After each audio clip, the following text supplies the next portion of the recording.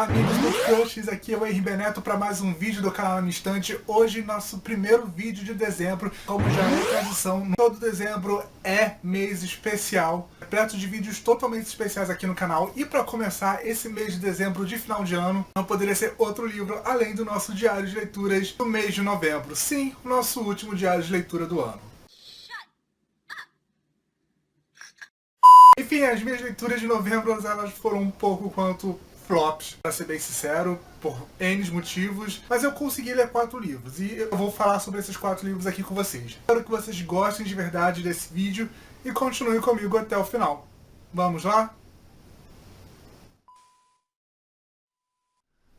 Muito bem, para começar vamos falar sobre os livros físicos que eu li no mês passado. E o único livro de parceria que eu consegui ler em novembro foi Novembro 9, da Colleen Hoover, lançado por aqui pela Editora Galera. Novembro 9 vai contar a história da Fallon e do Ben. Fallon era uma promissora atriz infantil, o Ben ele é um promissor jovem escritor. E eles acabam se conhecendo no último dia da Fallon em Los Angeles. Ela vai estar se mudando para Nova York para tentar a carreira na Broadway. Há 2 anos atrás a Fallon ela sofreu um acidente, ela tem metade do corpo queimado.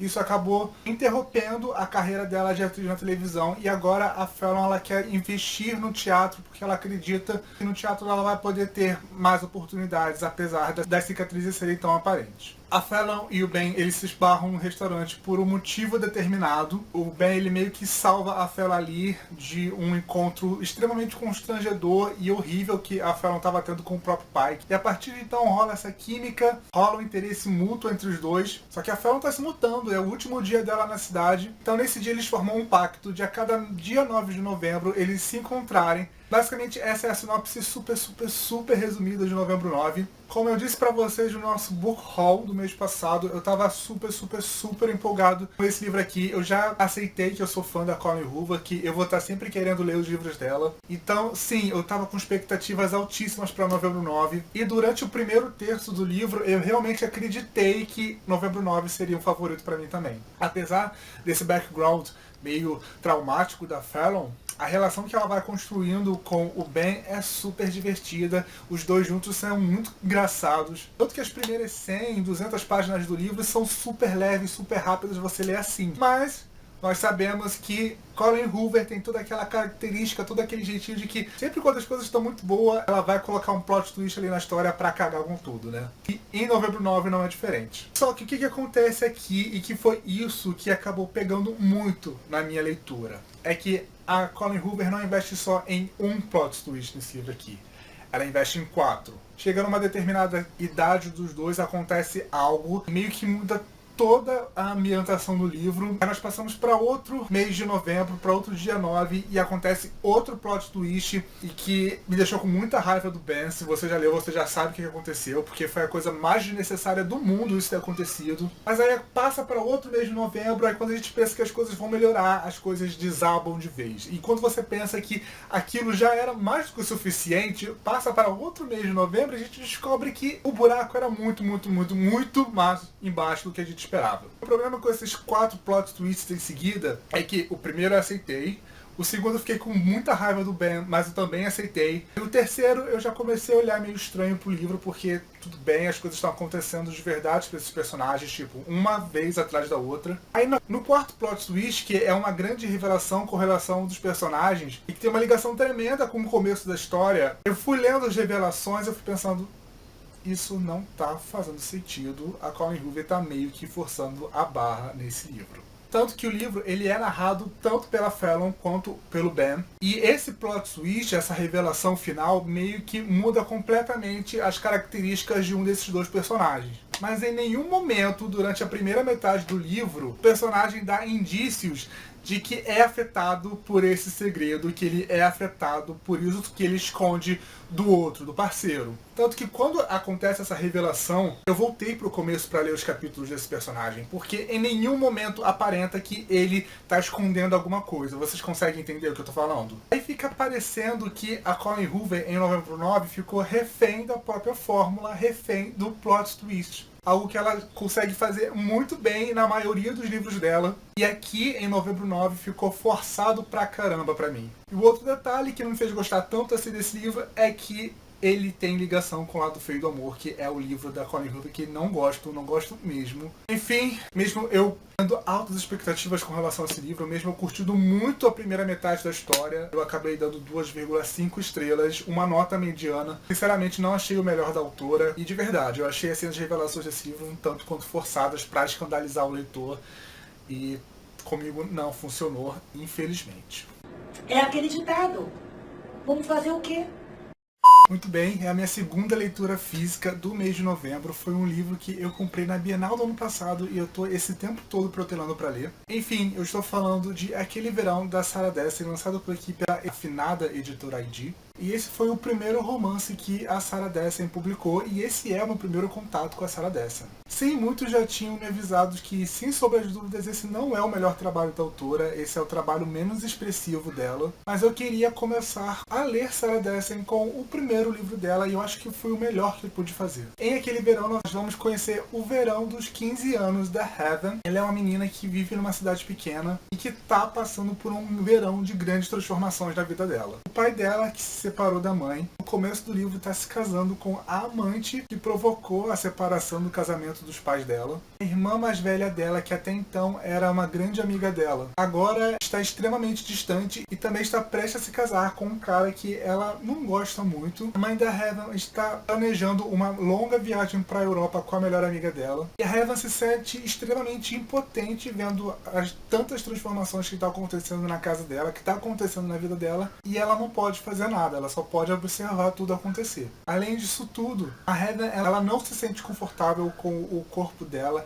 Ela é uma garota muito alta, muito mais alta do que qualquer outra garota de 15 anos. Ela é extremamente magra, ela se sente muito desajustada. As pessoas reparam muito nela por causa disso. E no meio desse rebuliço todo vai surgir Sumner, que era um dos ex-namorados da irmã dela, era o namorado favorito da Heather, e eles meio que vão retomar essa amizade nesse período tão conturbado da vida da Heather. Basicamente é isso que eu posso dizer de sinopse daquele verão. Qualquer outra coisa que eu vá dizer vai ser spoiler, porque é um livro extremamente fino, ele só tem 200 páginas, então as coisas acontecem muito rápido até. Eu li esse livro mais ou menos em 2 dias, eu peguei ele justamente por ele ser fino e porque eu vi que o meu mês de leitura tinha sido muito baixo e eu queria dar um gás. Curti bastante a escrita da Sarah Dessen. Como eu já estava preparado, esse livro aqui não mostra nada de incrível, nada de excepcional da autora, mas foi uma leitura gostosa, foi uma leitura rápida. Eu gostei de conhecer a Heather e a família dela e esse momento pelo qual ela está passando. É um livro bem simples, uma leitura bem rápida. Eu confesso, não estava esperando grandes coisas, justamente por tanto avisos que os leitores da Sarah Dessen já haviam dado,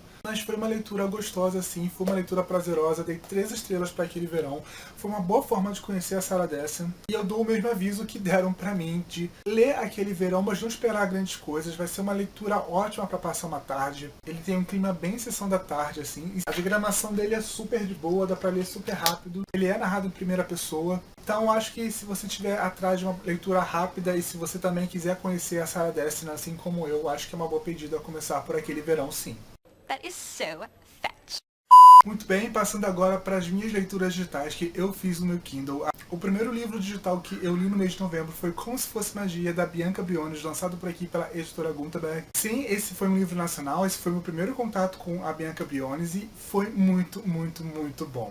Como Se Fosse Magia vai contar a história da Eva. Eva é uma autora de livros jovem adultos, de romance. Ela é bastante conhecida até, só que ela tem uma certa particularidade. Ela consegue ver de verdade os personagens que ela está criando. Eles se materializam diante dela, eles conversam com ela, fora da cabeça dela. E por causa dessa particularidade que ela tem, ela conseguir visualizar de verdade os personagens que ela está criando e que ela está escrevendo, as pessoas meio que se afastam dela, acreditam que ela tem problemas psicológicos reais. Por esse motivo, ela tem 0 contato com a família de verdade dela. O último namorado dela terminou e meio que jogou tudo isso na frente dela, basicamente chamou ela de maluca, e por isso causou um certo bloqueio criativo na Eva. O grande problema disso é que a Eva, ela escreve uma série muito famosa e que está indo para o último volume, e o prazo para ela escrever esse livro e entregar para a editora está acabando. Ela está com esse bloqueio criativo terrível, ela não sabe o que fazer, o agente dela, que é o melhor amigo dela, está desesperado.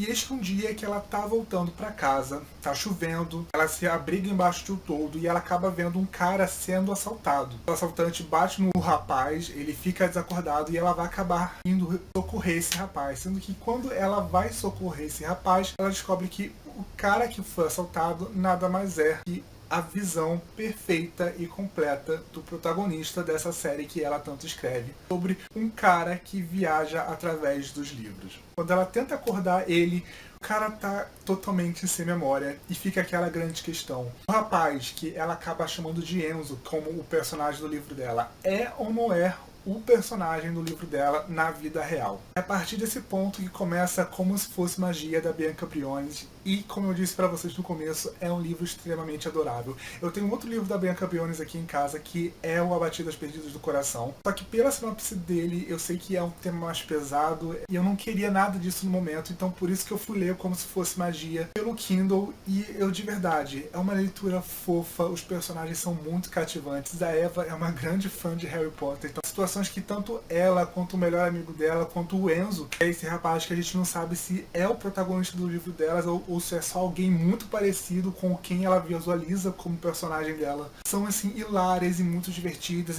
Eu li esse livro em uma sentada praticamente, eu peguei ele de manhã e terminei ele à noite. A escrita da Bianca Briones, ela é intercalada em primeira pessoa, tanto pelo Enzo quanto pela Eva, e é muito gostosa de se ler, ela é super fluida. Enfim, eu adorei de verdade poder conhecer o trabalho da Bianca Briones através de Como Se Fosse Magia. Foi muito gostoso, é um livro super sessão da tarde, mas que te cativa, e eu não tinha outra nota a dar além de 4 estrelas para Como Se Fosse Magia, da Bianca Briones. Como ele é acessível, olha, dá o anjo pra ela.